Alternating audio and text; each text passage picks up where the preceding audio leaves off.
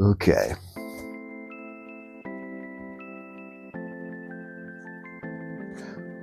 Peter Pan by JM Barrie. Read by Corey Lewis, comic book artist. Chapter 1. Peter breaks through. All children except one grow up. They soon know that they will grow up. And the way Wendy knew was this. One day, when she was 2 years old, she was playing in a garden, and she plucked another flower and ran with it to her mother. I suppose she must have looked rather delightful, for Miss Darling put her hands to her head and cried, "Oh, why can't you remain like this forever?"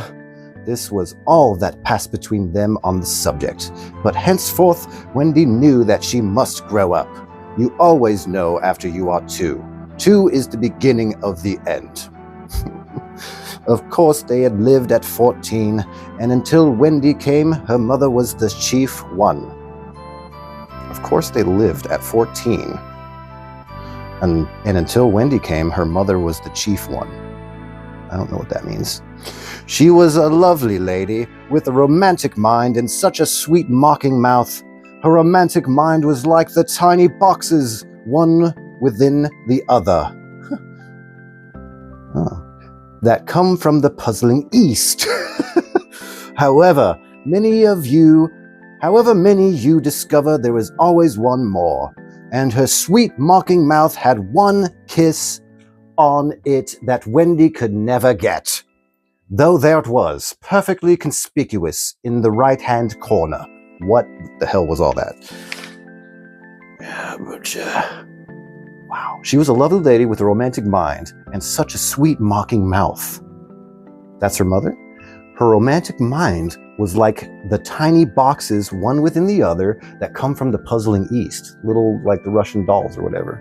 However, many of you discover there is always one more, and her sweet mocking mouth had one kiss on it that Wendy could never get, though there it was, perfectly conspicuous on the right-hand corner. That is, whoa! That's some puzzling shit. Kids read this? Okay. The way Miss Darling won her was this. The way Miss Darling won her was this. Won her Wendy? The many gentlemen who had been boys when she was a girl discovered simultaneously that they loved her, and they all ran to her house to propose to her, except Mr. Darling, who took a cab and nipped it in first, and so he got her. I don't care if my English accent is bad, by the way. He never knew about the box, and in time, he gave up trying for the kiss. Wendy thought Napoleon could have got it, but I can picture him trying, and then going off in a passion, slamming the door. Whoa. Miss Darling used to boast to Wendy that her... Oh, sorry. Mr. Darling used to boast to Wendy. Oh, the way Mr. Darling won her was this. We're talking about Mr. Darling hooking up with Miss Darling. Cool.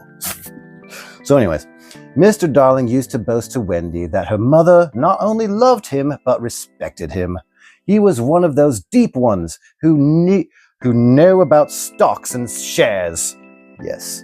Of course, no one really knows, but he quite seemed to know, and he often said stocks were up and shares were down in a way that would have made any woman respect him. Story as old as time. Miss Darling was married in white, and at first she kept the books perfectly, almost gleefully, as if it were a game, not so much as a Brussels sprout was missing. But by and by, whole cauliflowers dropped out, and instead of them there were pictures of babies without faces. She drew them when she should have been totting up. Indeed, shouldn't we all be totting up when we're drawing? That's the story of my life. They were Miss Darling's guesses. Whatever that means. Wendy came first, then John, then Michael. For a week or two after, Wendy came and was doubtful whether they would be able to keep her, as she was another mouth to feed. Mr. Darling was frightfully proud of her, But he was very honorable, and he sat on the edge of Mrs. Darling's bed, holding her hand and calculating expenses, while she looked at him imploringly. She wanted to risk it, come what might, but that was not his way. His way was with a pencil and a piece of paper. And if she confused him with suggestions, he had to begin at the beginning again. Whoa! And if she confused him with suggestions, he had to begin at the beginning again. Sure, that happens sometimes. Now don't interrupt, he would beg of her. I have £1.17 here and 2 6 at the office. I can cut off my coffee at the office, say 10 shillings, make 2 9 6 with your 18, and 3 makes 397 with 5 naught, and in my checkbook makes 897. Who is that moving? 897 dot and carry the 7. Don't speak, my own. And the pound you lent to that man who came to the door. Quiet, child. Dot and carry, child. There, you've done it. This is literally a guy freaking out in this whole paragraph. Did I say 997? Yes, I said 99767. It was skipped a little bit of pages. Miss Darling first heard of Peter when she was tidying up her children's minds. It is the nightly custom of every good mother after her children were asleep to rummage in their minds and put things straight for the next morning. Repacking into their proper places the many articles that have wandered during the day.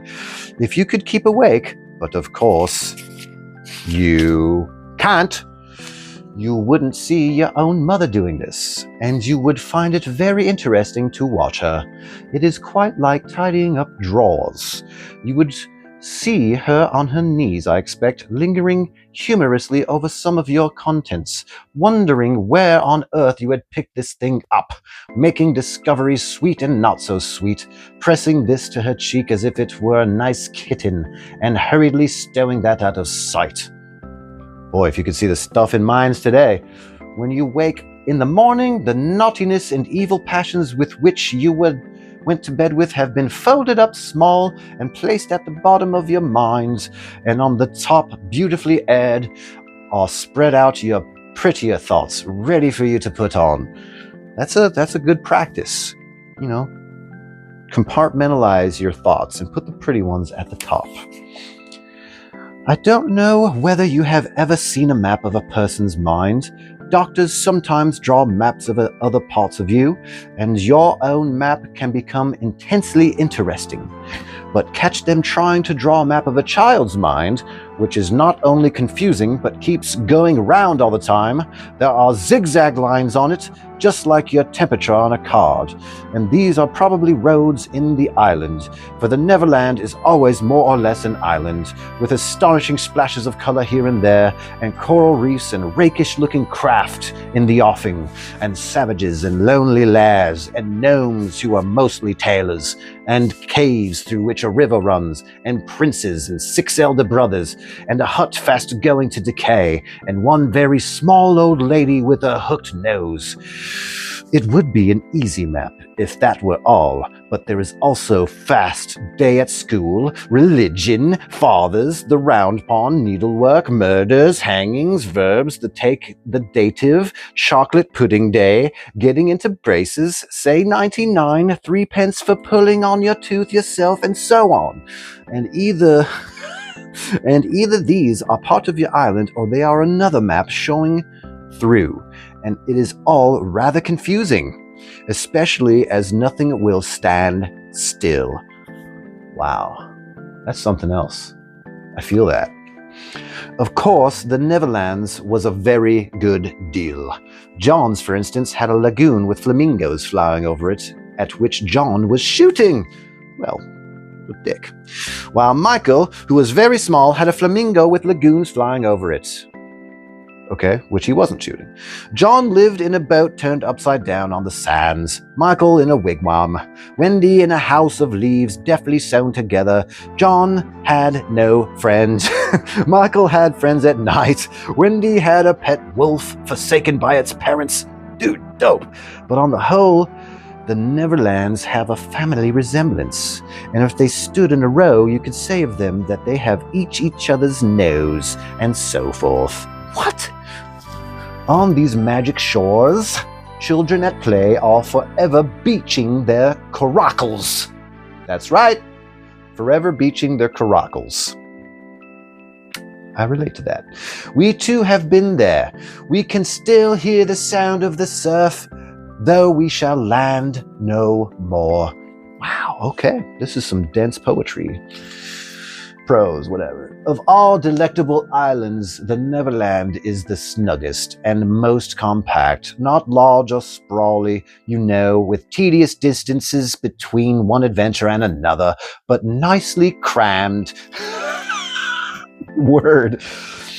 When you play at it by day with the chairs and tablecloth, it is not in the least alarming, but in the 2 minutes before you go to sleep, it becomes very nearly real. That is why there are night lights. Fascinating. This is the ramblings of a psychopath, and I love it. Occasionally, in her travels through her children's minds, Miss Darling found things she could not understand, and one of these, quite the most perplexing, was the word Peter. Of all the shit, that's okay. She knew of no Peter, and yet he was here and there in John and Michael's minds, while Wendy's began to be scrawled all over with him. The name stood out in bolder letters than any of the other words. And as Miss Darling gazed, she felt that it had an oddly cocky appearance. Yes, he is rather cocky, Wendy admitted, with regret. Her mother had been questioning her. But who is he, my pet? He is Peter, Mother. At first, Miss Darling did not know, but after thinking back into her childhood, she just remembered a Peter Pan who was said to live with the fairies. There were odd stories about him, as that when children died, he went part of the way with them, so that they should not be frightened. That's nice. She then believed in him at the time, but now that she was married and full of sense, she quite doubted whether there was any such person. Besides, she said to Wendy, he would be grown up by this time. Oh no, he isn't grown up, Wendy assured her confidently, and he is just my size. She meant that he was her size in both mind and body. She didn't know how she knew it, she just knew it. Miss Darling consulted with Mr. Darling, but he smiled pooh-pooh. Mark my words, he said, it is some nonsense Nana has been putting into their heads, just the sort of idea a dog would have. Leave it alone and it will blow over. Perfect. But it would not blow over, and soon the troublesome boy gave Miss Darling quite a shock. We're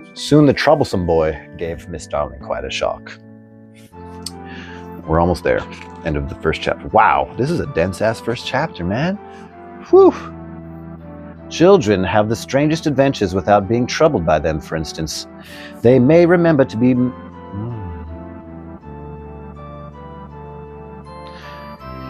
For instance, they may remember to mention, a week after the event happened, that when they were in the wood, they met their dead father and had a game with him. It was in this casual way that Wendy one morning made a disquieting revelation. Some leaves of a tree had been found on the nursery floor, which certainly were not there when the children went to bed.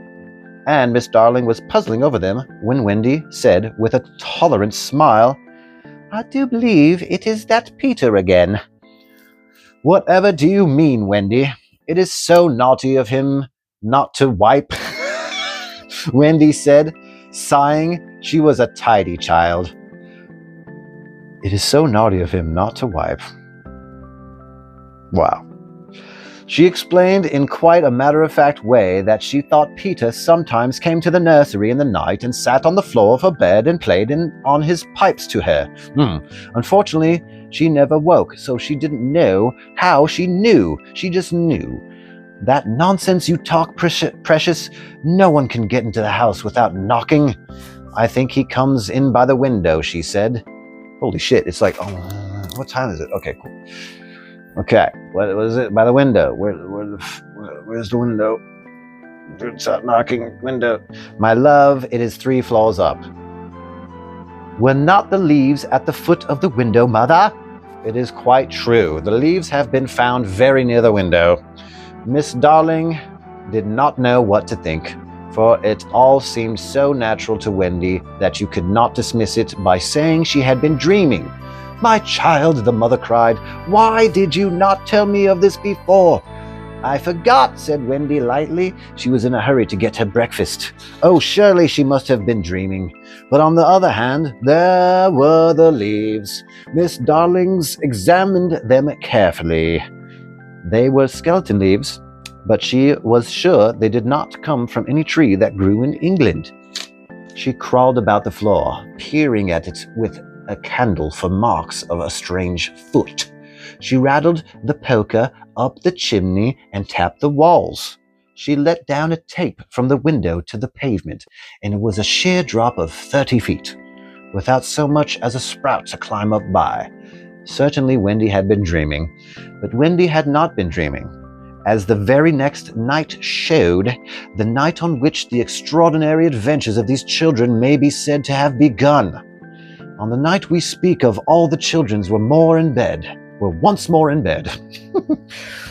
It happened to be Nana's evening off, and the dog has a night off? Okay. And Miss Darling had bathed them and sung to them till one by one they had let go her hand and slid away into the land of sleep.